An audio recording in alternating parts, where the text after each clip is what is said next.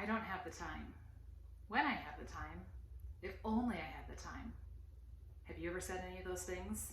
If so, no worries, you're among good company, because there's a gap between knowing and doing when it comes to our health. And that gap is filled with excuses.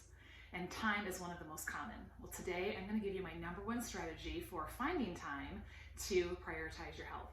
But first, let me introduce myself. My name is Alyssa Figgins, and as a women's wellness consultant, it's my mission to help busy women prioritize their wellness with a simple 3-step plan so they can finally turn knowing into doing and have the time to do the things that are really most important. Now, if you're like most women, you don't own your time, right? Your kids, your spouse, your job, your business, your household responsibilities.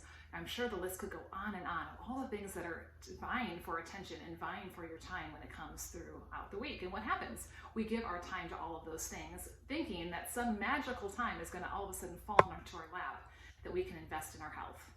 But what do you find happens? You fall in bed yet another day, feeling guilty or overwhelmed or frustrated that you didn't get around to doing that thing that you really wanted to do. So let's talk about that today. Until we actually get that 25th hour, we all have the same 24 hours in a day. So what separates one woman from another is how she uses that time. So I want you to pull out your calendar. Whether it's a paper calendar, a digital calendar, or just up in your head, the calendar is really the truest measure of what things are most important to you. Take a look at it. Think back over the last day, the last 2 days, the last week. How have you been spending your time? Have you been spending it on things that are going to matter tomorrow, or next week, or next year, or even 20 years from now? I think the things that often should be making the list are our family, our faith, our purpose and mission, and our health. Because if we're not making time for our health, then all those other important things on the list aren't going to be able to happen, are they? So, what's a busy woman to do? How do you find the time to do that? Well, it's really very simple. It's just making one body-loving choice, and then making the next, and then making the next, and then making the next. And so it can be as simple as just finding one small thing to do that's going to help move you in that positive direction.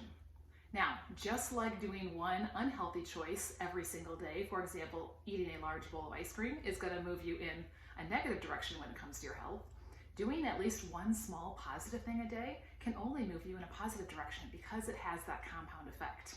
So here are a few ideas of some very simple things that will take you less than 5 minutes that any busy woman can fit into her day so she has no excuses. Take 10 deep breaths. Stretch and list out 5 gratitudes. Drink water that's infused with B vitamins. Do squats while you're blow drying your hair. Or make your shake the night before so you have no excuse in the morning that you didn't have time. Take a 5-minute walk between calls. Sip on a cup of detox tea when it comes to the end of the day. Time is a choice, and really we get to choose how we spend it. So we can choose to spend it on our health. And what I find is when my clients take time to take care of themselves, even in just these little 5-minute segments, they end up having more time in their day to do all the things they want to do. Crazy how that works, right? So if you're ready to finally prioritize your wellness and finally turn that knowing into doing, let's have a conversation. Let's talk about how you can stop making time your excuse and you can actually start prioritizing your wellness so that you can have the time that you want to invest in the things that are most important.